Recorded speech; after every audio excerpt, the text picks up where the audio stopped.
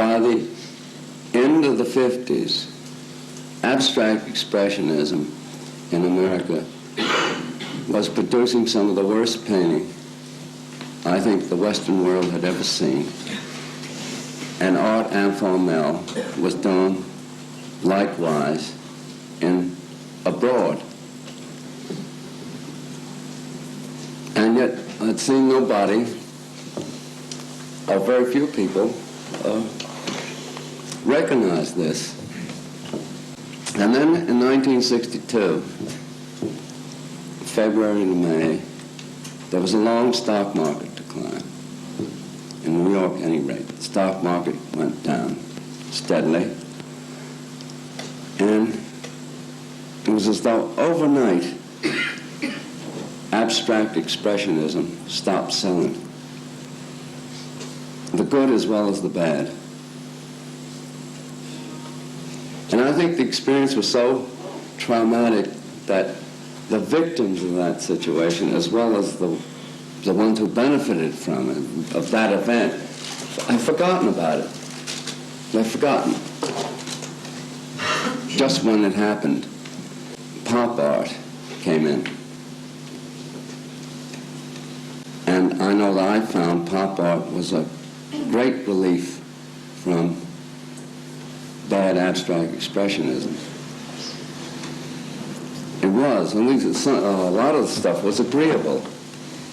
And some of it was really good, like Jasper Johns, who was a proto-pop artist. But in New York, the question had become the difference between major and minor art. It may have been that only a few people spelled it out that way, but that was the issue. Because we in America always had good minor artists, good minor painters, if not good minor sculptors. We even good minor sculptors. And the question now had been, since the 40s, do we produce major art in America or not? And here came pop art. And pop art was a hit. It went over even faster than the Kooning and Kline had. And it was so self-evidently minor art. Well, the 60s wore along, and one trend followed another. And as the trends went along, they became more and more, I can only say boring. I'll accept minimal art, but there were some works of minimal art that I took more seriously and still do than anything that came out of pop art, with maybe one or two exceptions.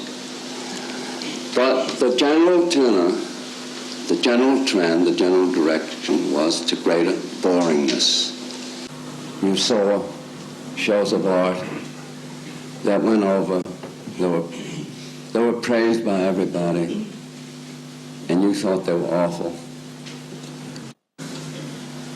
You saw works that were praised by everybody, and you thought they were awful. And I was always feeling a little shaky. You can't, when it comes to aesthetic or moral experience, deny your own reaction. But you can feel maybe there's something wrong with your reaction. And here was the whole avant-garde, going for bad art, the nominal avant-garde, and I couldn't go along with it. And there was the fear that cultivated people in the Western world have acquired in the last 30 or 40 years. I won't include myself among them, but their influence was felt by me. I won't dare say I'm cultivated.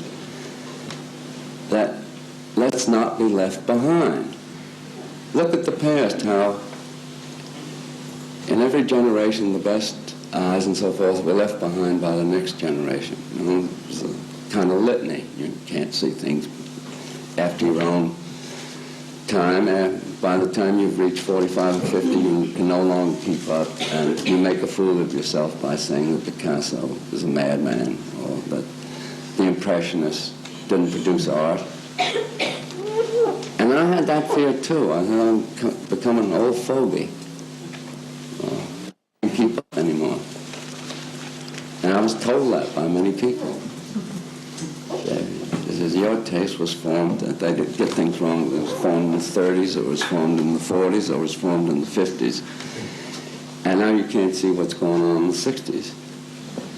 And as a practicing art critic, I was kept nervous.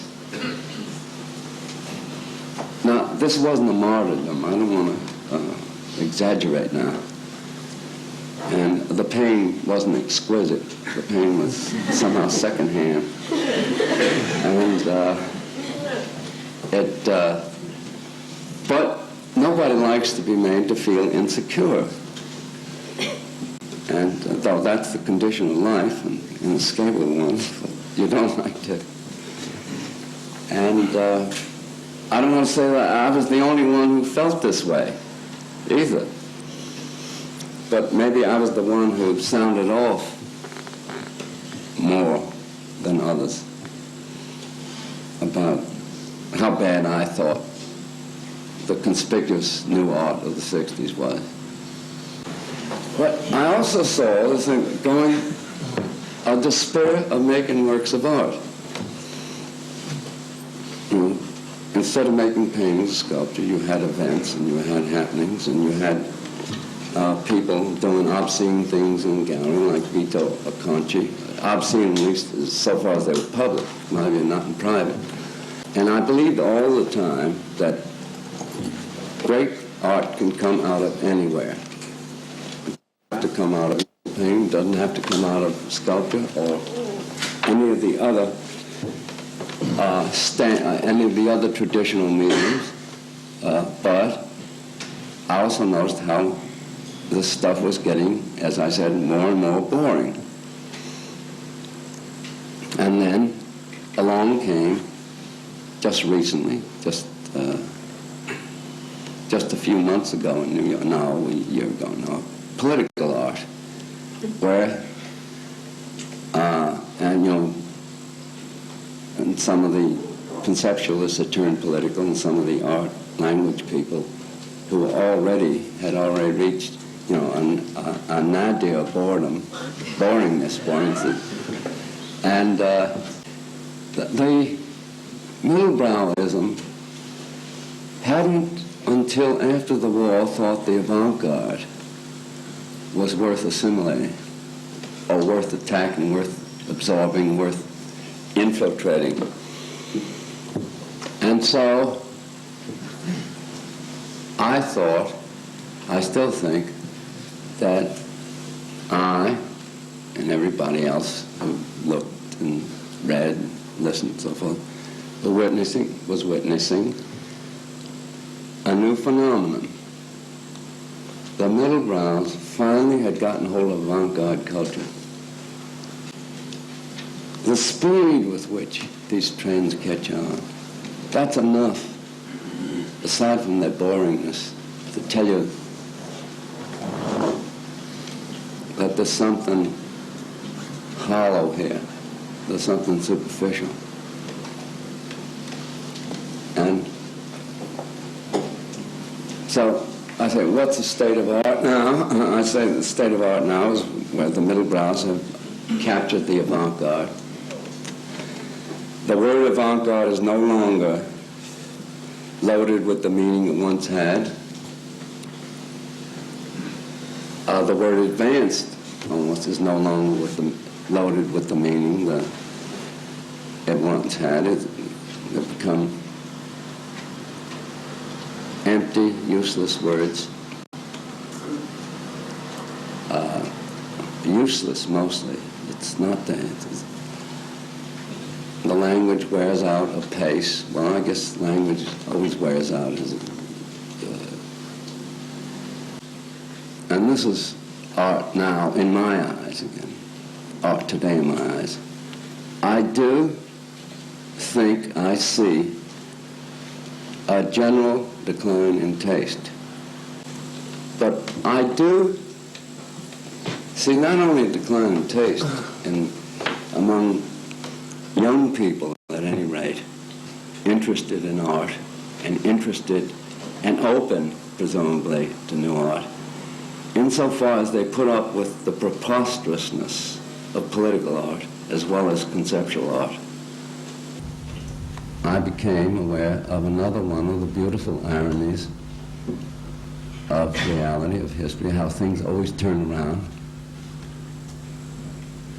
Just at the very time when we all expected the new to come along in a shocking guise, as it had, let's say, with Pollock, even with David Smith, the validly new, the real new, I mean the genuinely new, began to come in on cat's feet, to quote Carl Sandburg. The best new art was still easel painting, in my eyes. And the best new art is still sculpture making. And that irony is hard for the middlebrow sensibility, middlebrow mind to take in. Because also part of middlebrow-ism that it doesn't tolerate ironies. It doesn't tolerate apparent contradictions or real ones. And life is shot through with ironies and contradictions. Logical ones, anyhow. And so the best new art of the 60s and of the 70s has managed somehow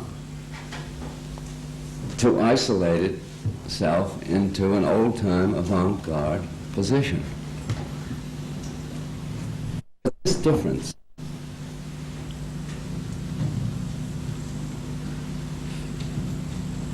something has happened that's made it possible even for isolated new art to go over a little faster than it used to. Where it used to take, where it took Monet 10 years to go over, it took Pollock 10 years to go over, now a really good new artist goes over in 5 years, according to the record. And I'll have to credit the middlebrows with their interest in art. And so I'll have to give them the credit for that. But all the same,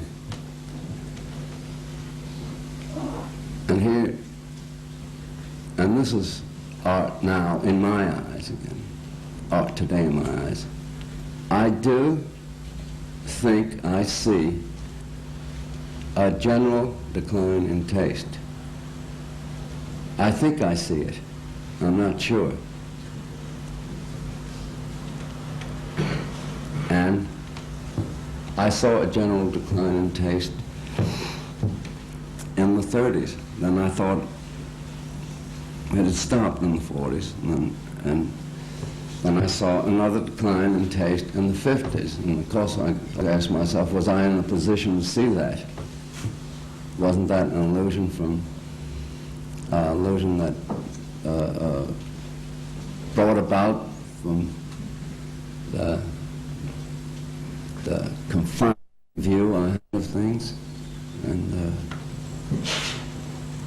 but I do see not only a decline in taste among young people, at any rate, interested in art and interested and open, presumably, to new art, insofar as they put up with the preposterousness of political art as well as conceptual art. It's preposterous because, as I said, it's well and good if you came to conceptual art looking for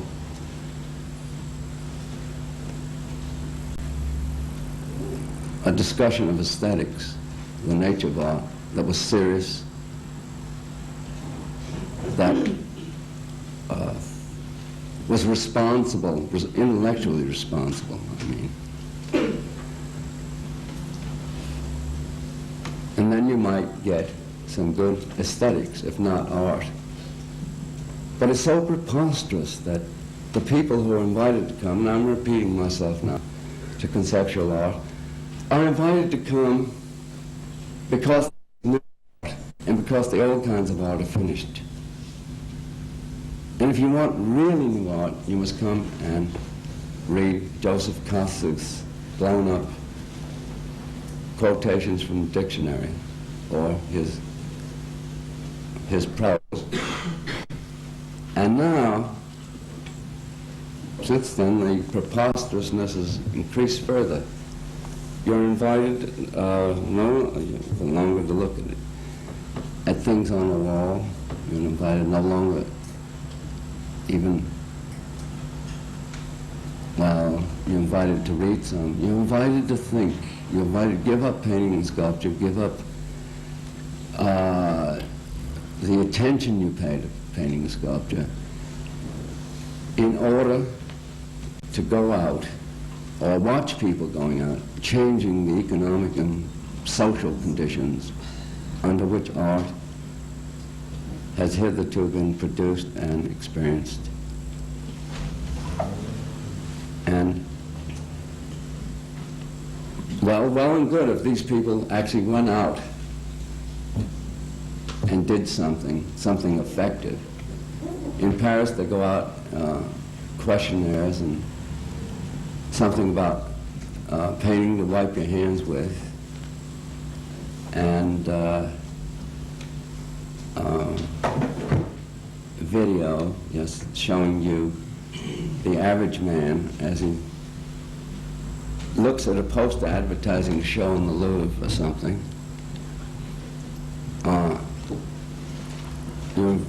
All of which activity does nothing to change the economic or social conditions under which art is produced or experienced. The fact that this sort of stuff isn't laughed at, and I laugh at political art today, or what's called art sociologique in Paris, is, well, I'll take you seriously if you're effective in your own terms. You may not, you may no longer matter as art, but if you really are going to do change things, I'll take my hat off to you for that and take you very seriously for that. But even that's not done. And in New York, the people, they just put a magazine out. That's all. And write coagulated prose. And this, I said, this tolerance, you know, is, I find shocking among young people. It's not.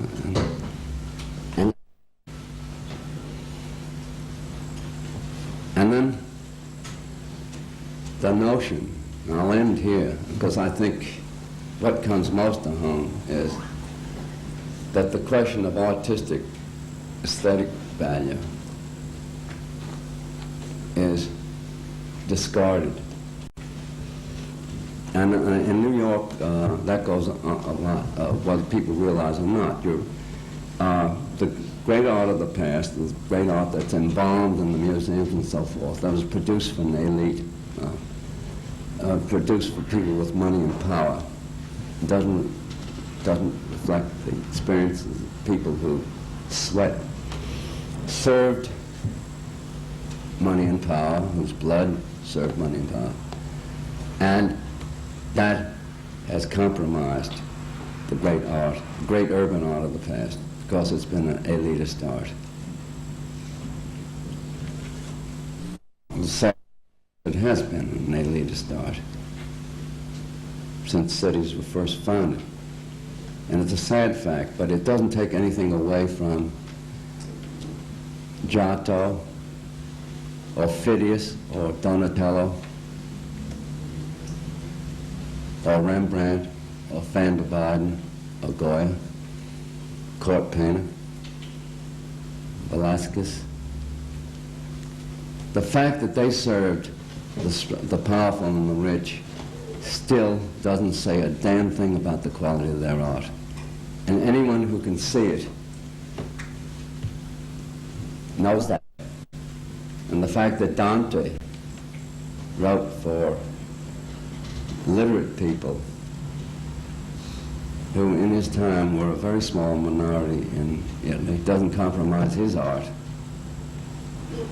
And Shakespeare was caveat to the general too, you know.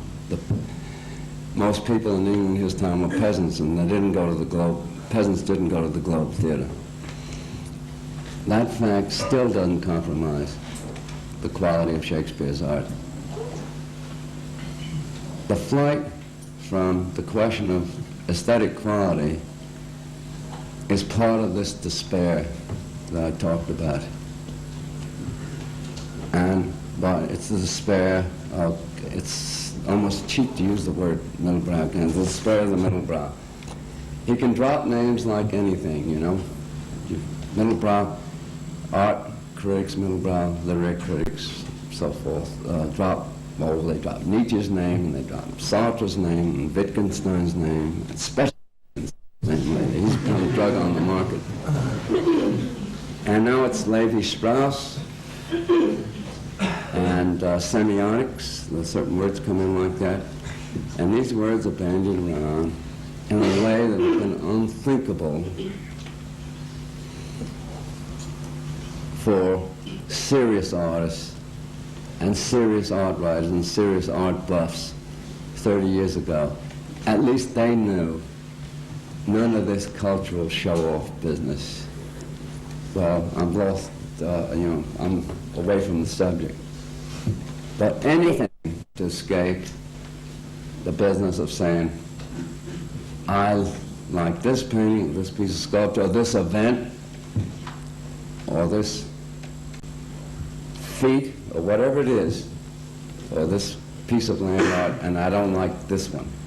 Anything to escape that. Anything to escape the choice between good and bad. Thank you.